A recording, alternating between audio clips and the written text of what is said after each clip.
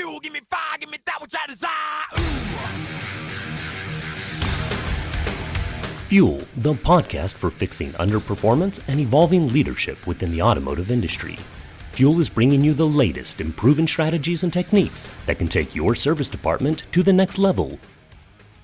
Alrighty, so welcome back to the show. Of course, I'm your host, Alex Keith, and today I've got Mr. James Freel with us. Did I say that correctly?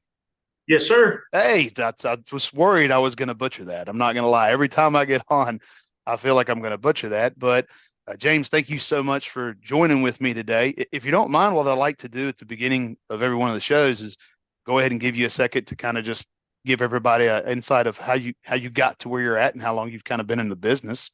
I know you got plenty of experience to go over with us. So, oh yes. Well, thank you for the invitation. As far as experience, I've been in dealerships for roughly 35 years. Automotive, probably 37 total. Started out in the world as a technician, and the most recent part of that was doing transmission work in the 80s. So I was a very busy technician. For any of you who've been around long enough to remember transmissions in the 80s on GM products, they were horrid. They kept me very busy. I've been a manager for a little over 32 years. I started out in the dealership world with the Sewell Automotive Group here in Dallas, and was there many years, 13 years as a manager with them, and I've been with the Crest Auto Group here for almost 16 years as a service director that entire time. I have done a little bit of everything when it involves the service department in a dealership. So I've tasted it all. What is it? Who does all the flavors of the ice cream? Oh yeah, Ben and Jerry's. Ben and Jerry's. I'm Ben and Jerry's. I'm not a job hopper, but I've had plenty of experience in the limited number of auto groups I've been involved with. So as far as like, and I like how you started off as a technician. That's really interesting because one of the things that I've been able to discuss with people who become service directors and service managers is they're able to relate to how hard it is to develop technicians, how hard it is to develop that talent. So from where your experience as being a technician, as long as you were and having that, hands-on experience in the 80s, but then rolling into service management and rolling into service director role, is there any tips or any type of things that you've started to develop as far as getting your technicians from one level to the next or retaining your technicians? Well, I'm very passionate about the technician growth. I have very little turnover, which that's a big plus, but I like to home grow technicians. And I've started them out anything from porters I've had and had them go. One of my transmission techs started as a porter for me almost 10 years ago. So, I mean, he's moved up through the ranks, but I'm very big into the apprenticeship, mentoring, having them work with senior techs. That's always been good. I've done a pretty good job recruiting techs from the outside, but I prefer to home grow if I get the opportunity. So that's always been good with me. I'm big into the GM training. We offer a lot of Berkshire Hathaway's the auto group I'm with. We have different training with them as well, but it's keeping them, training them, and keep exposing them to more and more. And I like to start them out at an entry level position. Most dealerships have a quick service department or a oil change department.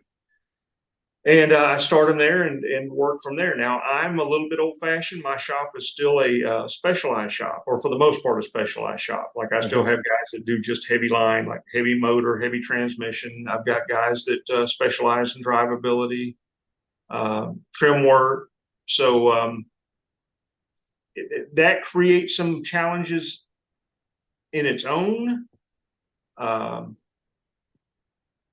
But I get better technicians when I do it that way. So the proof is in the pudding.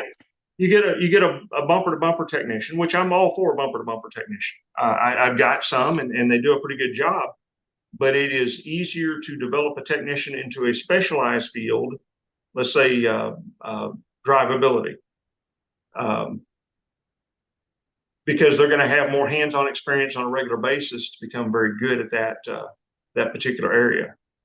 Um, I used an example. My general manager and I had conversations when I first hired on with the company, and he wanted to. The shop was actually a specialized shop when I took it over, and he said, "Well, shouldn't we go bumper to bumper?" And I said, "Well, there's mixed thoughts on that." And I said, "I can go either way. I've worked either way. When I was in school, we were a lateral support group system, and we were technically bumper to bumper. It was kind of specialized inside, but it was classified as bumper to bumper."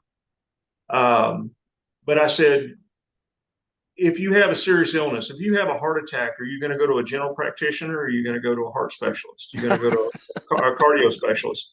And I said, we're selling at that time, $60,000, $80,000, $70,000 cars. These people care about their automobiles. I want them going to the best technician possible. So I can look a customer in the eye, and you say you have a transmission problem. I'm going to get it to the best transmission guy I got in the shop.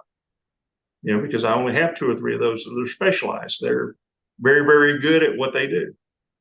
I love that thought. I mean, and one of the things we've always discussed when we talk about correlating the service department for our advisors or getting the mentality going as far as how you should, establish yourself is, guys, one of the things, you're not that much different from a different profession. And when I was talking to my guys, I said, you know what, you're like surgeons. What you can do to vehicles. Yeah, you're specialized in what you can do and trained in what you can do. The biggest difference is you've got blood and guts on you, and they've got blood and guts on them, and then you got oil and grease all over you, and the pay scale is just a touch different. And so, yeah, a little different sometimes. But no, I love that. Guys, I got a couple of guys making pretty good money up there. So I don't know. The gap isn't as big as it used to be, I don't think. No, yeah, it's very impressive with what people are able to elevate themselves to, especially when they become more specialized. Now, I love exactly how you said it, but I'm really intrigued. Take me through just a scenario or somebody that this has happened to. You said you had a guy go from a porter status all the way up to a specialized transmission guy. Is that correct? Right. Yes. Oh, you got it. I'm sorry for me, and I'm sorry if this deviates from what my listeners want to hear. I have to hear this story. Well, I mean, and I've had several of these. I've had several guys in my shop that started that way. Transmission tech. Of course, when I interview a porter, I tell them I'm not hiring you to be a porter. I'm hiring you to do something more in the dealership down the road. I said, unless you want to be a career porter, which is fine. I mean, that's fine, but most people don't want to do that for the rest of their career. And I said, the good thing about a dealership is whatever your interest patterns are, whatever your abilities are, there's a job for you. If you're a sales-driven type person, we've got sales, we've got service consulting. If you have a technical mind, or if you're more of an accountant, we've got an accounting office to put you into. So I always hire anybody I hire. I'm hiring with the intention of them growing into more with the dealership. Mm-hmm. Well, porters, for whatever reason, they tend to lean more towards the shop. Probably just because of exposure. They're here all the time. They're work around the technicians. They get to know some of them. They start hearing some income opportunities, and I think that might motivate a couple of them too. But they usually start talking to one of the shop foremen or one of my technicians first, and then they end up in my office, and we start talking about it. We come up with a game plan. But I always do the same thing. I start them at an entry-level technician position. And if they have no experience whatsoever, I'll have them work with one of the shop foremen. My shop foremen are what we call working shop foremen. They still flag or produce labor hours, but they also help the shop at the same time. So they'll work closely with one of those guys until they get up to speed. And then as they develop proficiency in the quick service department, my next step, usually not always, is to get them doing some used cars, PDIs, pre-delivery inspections on new cars, and then some used car work. And what I like about the used car work is it gets them a little exposure to everything on the car. It gets them a little interior stuff, a little brakes, squeaks, rattles, light leaks, stuff like that. They don't do any heavy work, but they get to where they can recognize it, identify it, and but they also, during that time frame, figure out what areas of interest they have. Like when I did transmissions, I always joke, I got out of transmissions when they started putting all the wires in them. I'm a mechanical guy. They had 4 wires going into a transmission when I did them in the 80s. Now there's, whole computer systems inside of the transmission and the computers controlling that. but I find out what their interest patterns are, and then we start pushing them in those directions. And Adrian, he was doing used cars. I had an older transmission tech that was, I mean, he was getting up in years, wasn't going to be working with me much longer. So I had him mentor him for, it was probably better part of a year, work with him, and he ended up taking the position over as when he retired. So you were already forecasting to an extent, or having a mindset that this, I'm getting ready to lose this, but I can bring this in due to the interest he showed, Right. or due to the rate he was going. So you were actually able to have a 1-for-1. He's out, he's in. Right. And that was a growth plan, because transmission is one of the, I have 2 guys in my shop that just do transmissions, but that's not a position that you hire 3, 4, 5, 6 guys. And Right. typically you don't just go out and recruit a transmission guy. I always say transmission, there's the only transmission guy you're finding is, if they're good, they're not going anywhere. They're usually going to stay wherever they are, or they're not so good, and that can be very expensive for everyone. Yeah. And those are the ones looking for the jobs typically. So I've had better luck home growing those. But I've had several positions throughout the shop. One of my drivability techs, he started as a porter for me. Daniel was with me at our old location, so he's been here 10, 12 years. I mean, so he moved up, very similar pattern. I know it sounds a little boring, but it's worked very well for me. I've also had a lot of luck with the ASEP program, the General Motors ASEP program, but that's kind of fallen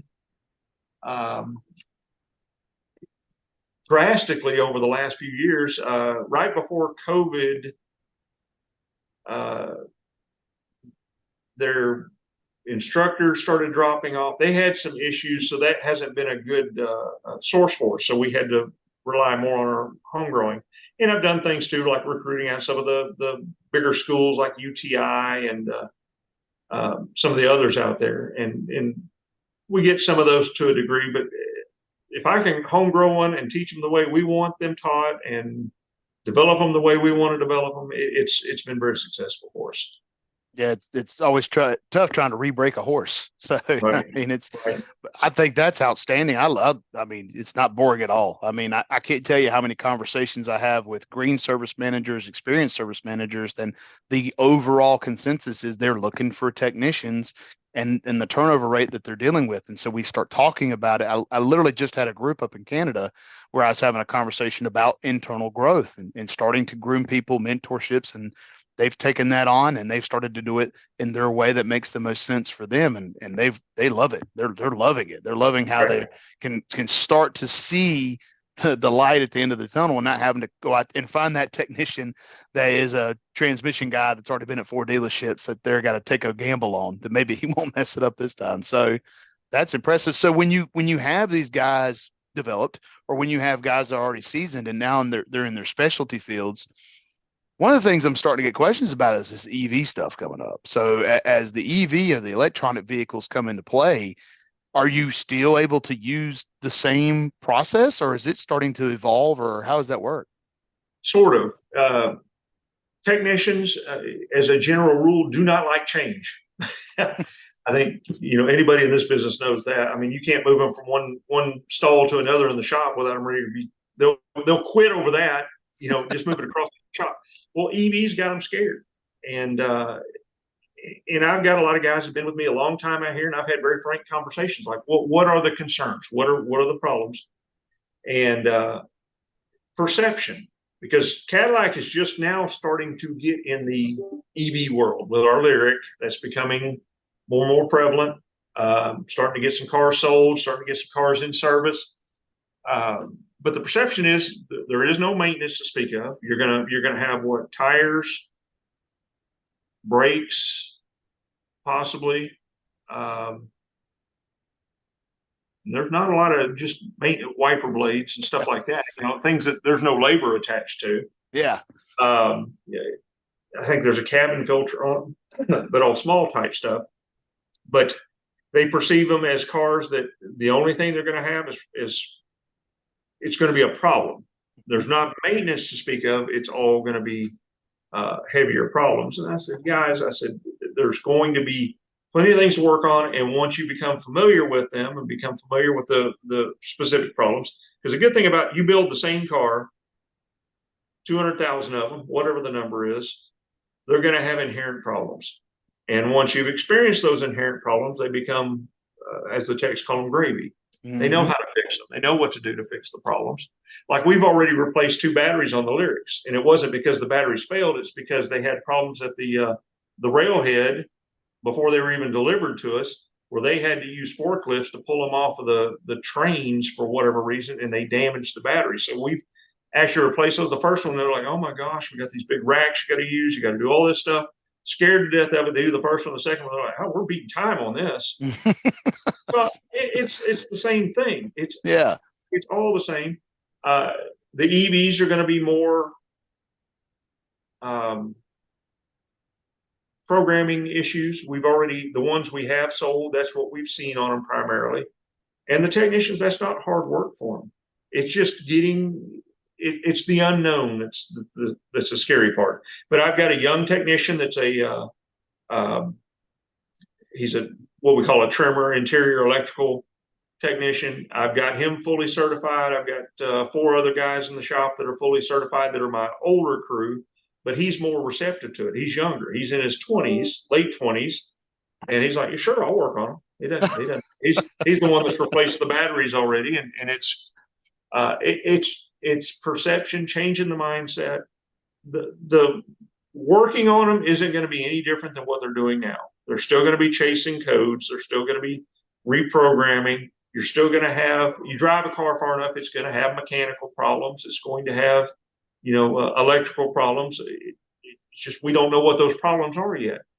So the one thing I do know is the AC systems are kind of wild on these things, because they not only cool the interior of the car, but they help cool part of the battery system, and the charging system. So I was talking to one of my shop foremen who does a lot of AC work, and he said, man, I'm a little nervous the first time I get in one of these. He said, they've got lines running everywhere on these cars. I said, but once you get familiar, it'll be the same old thing. And it's just more you just got to talk them off the ledge. Because I don't think it's necessarily going to be that far away from what they're doing currently. I just don't think. I think once you see 10% of your cars coming in that are EVs, that's just another car, and it's got these inherent concerns, and we know what to do. Yeah, it's like you don't have to become an electrical engineer, guys. No, well, because you think about it, even on the reprogramming and stuff, they're like, "Oh, you got all this programming." I said, "Really, what do? You plug in an OBD2 port, and you plug it in, you download it from the laptop, and you walk away from it for 30 minutes, and then go back and verify everything's done." So, yeah, real technical, dude. Yeah, real technical. Yeah, don't hurt your fingers. Yeah, so you don't get hurt. Pulling it in and pulling it out. So that's But, so would you say, with your experience to this point, or at least how because you like I said, your experience, you've kind of seen how this stuff goes, especially developing guys, and how good that's turned out, because you've got your heels pretty much dug in. I'm a homegrown guy. So do you think, with what you said with the younger guys who are developing, is that going to be more of your focus to develop into EV guys, or have some more of the younger guys? Yes, it's going to be the younger crowd. In fact, I've got several out there. I'm already planting the seeds with them, but there's so much training that's required. I can't just flip the switch and say, okay, you're going to be doing EV. Right. If I started the guy green right now, it would probably take close to a year to get all the training he would need required by GM before he can even touch an EV. Wow. Because they're concerned with the safety issues of the high yeah. and all that. So I get it on the training, but yeah, the younger people are going to be a lot more receptive to it. They aren't going to think twice about it. I can remember the first time I saw the yellow cones and the big gloves. I can remember it was like, what are we doing? I'm in a Dodge store, and it was when we had Fiat, and so, what are you doing? My shop foreman guy, and he was our master diesel tech at the time. He was funny. He kind of talked like Cousin Eddie, and he said, well, I got to go work on this electrical car, and I want to make sure I don't fry myself. And I said, it was interesting just to see. Everybody has to have their space. It was a big deal at the time, and it was so new and so fresh and different from the norm. Everybody was like, I'm not. He can do all those. I'm not touching them. And then he was telling everybody, he was like, yeah, I got paid X amount of hours and did it in like half the time. So it was once, like you said, once you kind of get that down there. So that's really impressive and really cool how it's translatable to the development process that you've already created, Right. and even to the future. I think that's really awesome that you're going to be able to use homegrown technicians. So that's impressive. That's a lot of fun. But you know, one of the things I'm interested to see is how fast. I mean, I know they're pushing it, and I know they're really pushing it, but how fast that's going to take over a majority of what the current market is, from hybrids to mechanical vehicles to EV. I think it's going to take a little longer than what we're being told. Yes, I mean, you got sir. to have demand too. I don't Yes. think that 80% of the customer base out there want an EV. I Or can don't think afford can afford an EV. can afford it, or let's say cost for cost. Let's say it's equivalent. Some folks won't. You know, they just EV doesn't fit their lifestyle. Here in Texas, everybody, you know, you're going to drive. If you go anywhere, you're driving huge distances, so it's not as practical as it would be. I could see EVs in San Francisco, New York City, stuff like that all day long, because everything's very close proximity. But I think it'll be a slow process. I think we've got 500 Lyrics pre-sold. We're just now starting to get deliveries on them. We GM actually did something smart this time, because we've had these Lyrics now for a year, a little over a year, right at a year. Mm-hmm. And they only sold the first group. It was phase 1, 2, and 3. First phase was only to GM employees or retirees. And at first I thought, why do that? And I thought, that is the smartest thing they've ever done. They let them be the R&D. That's right. Normally, a manufacturer builds a car and they just say, well, let's start selling them to customers and we'll figure out what the problems are later. Right. So their first 2 or 3 phases, they didn't let a regular retail customer get into one until here in the last few months. Interesting. And I thought, you know, that is actually a smart approach. Mm-hmm. I'm normally the basher on the manufacturer on some of their ideas, but that was a good approach. I still think they haven't worked all the kinks out yet, but we are starting to get them out to the customers. But like I said, we've got 500 pre-sold. Sewell's kind of in the same. We're within a few cars of each other, but we're the big ones in the Dallas market, Dallas-Fort Worth market. And of the thousands of cars a year, that's not really that many cars. I mean, it's still a small percentage of the total units. I don't know. I mean, what are we right now? 1% or something like that, or EV that are on the road right now? Yeah, if that, and you're still going to get the residual impact of people that are excited about it and Right. and they don't have it. I mean, I have a cousin of mine that bought an EV and they were proud of it and they loved it, and then they were supposed to drive from South Carolina to North Carolina for a birthday party, and they didn't drive their EV car. Why don't you drive your EV car you love so much? They didn't charge it too many times on the way up here, so they just drove their hybrid instead. Yeah, I mean, and that's a consideration. It depends on what the application. Like I drive 35 miles one way from home or work, so an EV would actually work good for me because all I do is drive back and forth to work. Right. You know, maybe a little errand here and there, but a 70-mile a day round trip, that's perfect for EV. Mm-hmm. So that's practical. But a guy that has a delivery route or a courier service, or he's delivering pizzas or whatever, that's not going to work out. It's not going to work out as well. I mean, it's no more 30 minutes or less. Yeah, complexity there. Yeah. Well, James, brother, I thank you so much for coming on the show today. I love this conversation. This was a fantastic conversation.